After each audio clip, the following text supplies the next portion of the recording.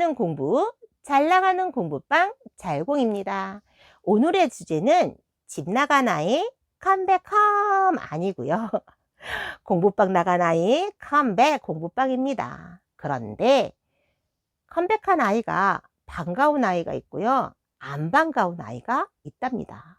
그럼 선생님은 왜 이 아이는 반갑고 왜 이 아이는 반갑지 않았을까요? 여러분들과 함께 이야기를 나눠보려고 합니다. 참 5월엔 바람도 많이 불고 참 흔들림이 많은 한 달이고 많이 애로사항이 있었던 한 달이었습니다. 저뿐만 아니라 5월에는 모든 학원가의 선생님들은 다 그런 경험을 한 번쯤 해보셨을 거라고 봅니다. 저희 학원은 광고를 해서 학생을 받는 게 아니라 저희 학원은 소문에서 들어오거든요. 옆집의 엄마, 엄마의 작은 엄마의 딸, 작은 엄마의 친구의 아들, 뭐 이모의 딸, 이모 친구의 아들, 그 친구의 그 친구, 뭐 이렇게 소개해서 다 우리 학생들은 뭔가가 다 하나씩 걸쳐 있어요. 다 고리가 다 하나씩 걸쳐 있고 따로따로 온 친구는 거의 없습니다. 그러다 보니 공부방에 있는 모든 학생들이 다 관련이 있고 다 연관이 있거든요. 그렇다 보니 이 중에 한 명이 퇴원을 하거나 이 중에 한 명이 흔들림이 있으면 나머지 아이들도 심리적으로 굉장히 많이 힘들고요. 많이 아이들과 어머니들이 요동을 칩니다. 자, 철학이 없고 내 어느 정도 기준이 없다면 여기서 흔들려서 선택을 잘못하시겠죠.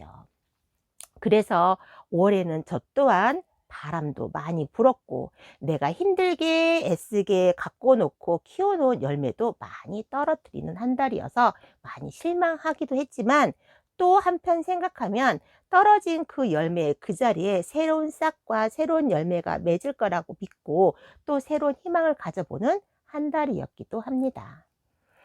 저희 학원에 이렇게 소개로 들어왔기 때문에 저희 학원은 한번 들어오면 기본은 2년은 있거든요. 많게는 6년, 7년 있는 아이들도 덜어 있었습니다. 그런데 이 아이들이 6년, 7년 이렇게 있으면 얼마나 지겹겠습니까? 이 아이들도 다른 학원 가서 배워보고 싶은 마음이 얼마나 간절하겠습니까?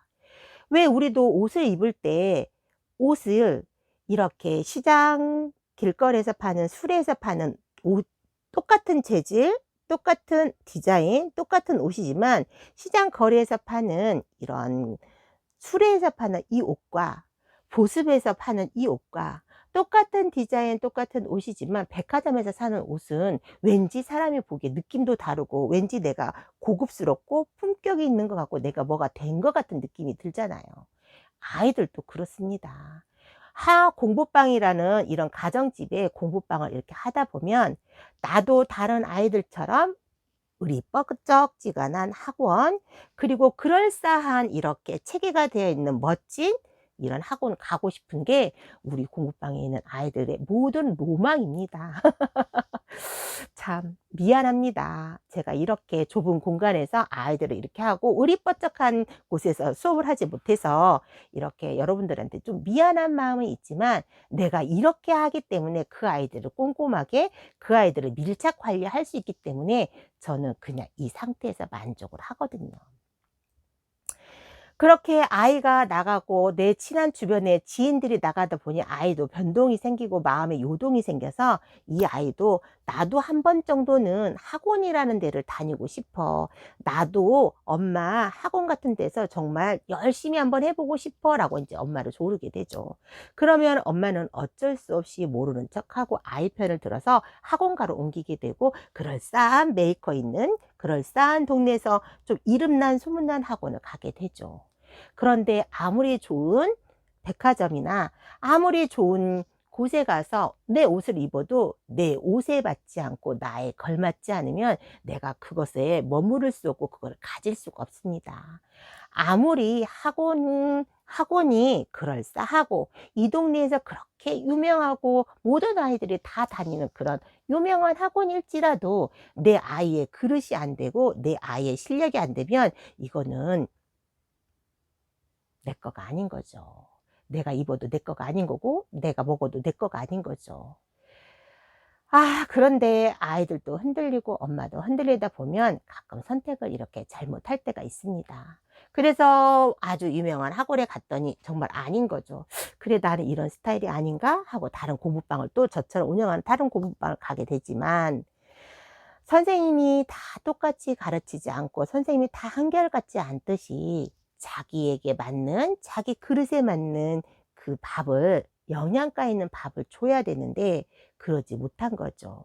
필요에 따라서 음식을 잘게 잘게 썰어서 아이들과 조금씩 나눠 주기도 하고, 또 이거 아이들의 필요한 영양소 부분을 모아서 아이들한테 또 먹여 주기도 하고, 또 이 아이의 또 그릇을 넓혀 주기도 하고 그릇을 닦아 주기도 해야 되는데, 그러지 못한 곳에 있다 보니 이 아이가 어느 날 번쩍 느낌이 왔더랍니다.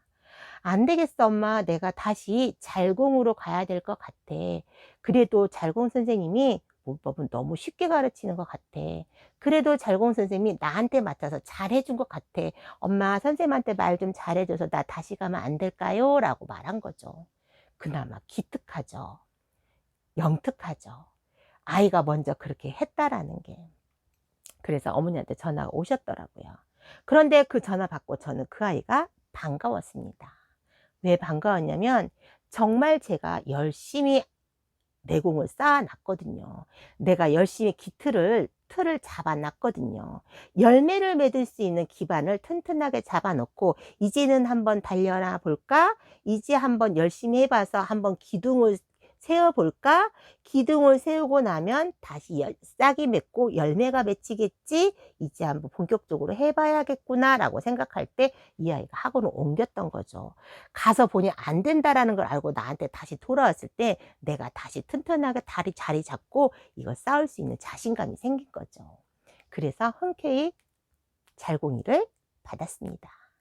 그런데 똑같은 상황에 나간 아이가 행여나 3개월 뒤, 5개월 뒤, 6개월 뒤 다시 저한테 올까 봐 걱정이 되는 아이도 있었습니다.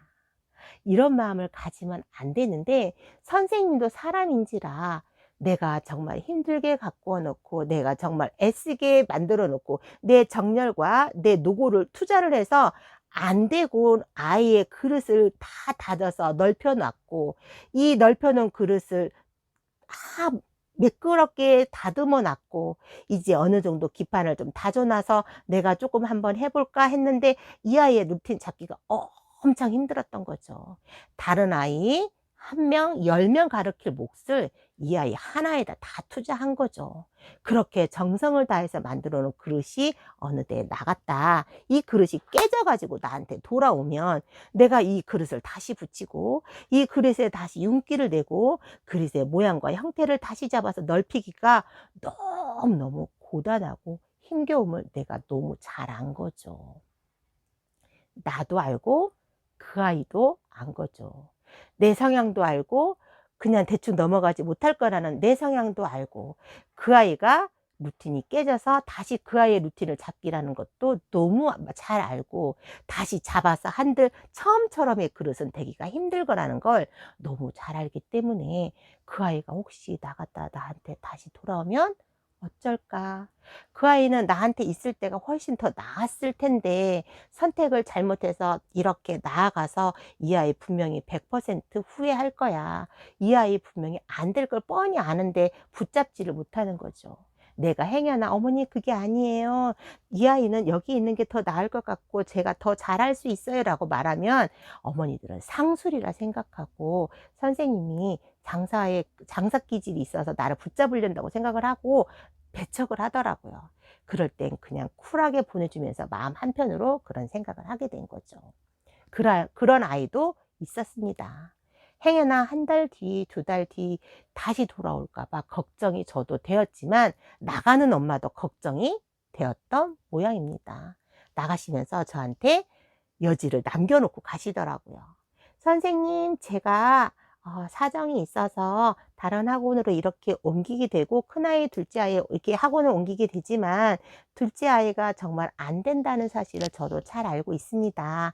정말 정 안 되면 다시 돌아올 테니 선생님 꼭 받아 주셔야 해요." 하는 학부형 학생들도 더러 몇몇 있었습니다.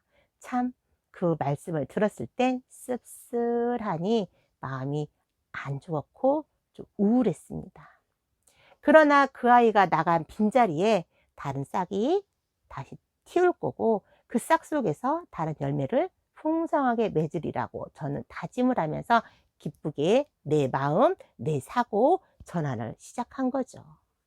오늘 집 나간 아이가 돌아왔는데 너무 반가웠습니다. 너무 기뻤습니다. 다시 한번 루틴이 깨지고 다시 한번 이 아이 깨진 아이를 다시 가르치려는 생각에 조금 마음이 혼잡스럽기는 했지만 그래 잘 이기고 잘 버텨갈 거라고 생각하고 다시 한번 화이팅을 외치게 되었습니다. 혹시 여러분들은 공부방 교습소 운영하시면서 이런 적 없으셨나요? 여러분들은 이런 경험을 하셨을 때 여러분들은 과연 어떤 선택을 하시고 어떻게 대처하셨을지 너무 궁금합니다. 우리 함께 서로 댓글로 공유하면서 서로 잘하는 공부, 잘 나가는 공부방 교습소 학원이었으면 좋겠습니다. 서로에게 좋은 에너지를 주고 서로에게 기쁨을 받는 그런 관계에 좋은 관계를 가지는 유튜버 채널이고 싶습니다. 자, 오늘 또 아이들의 성장을 위해서 최선을 다하시고 오늘 하루 고군분투하시고 노력하시는 여러분, 구독자 여러분을 응원하는 화이팅 한번 외쳐보면서 영상을 마무리하도록 하겠습니다. 오늘 또 화이팅! 잘하는 공부, 잘 나가는 공부방 잘공이었습니다. 감사합니다.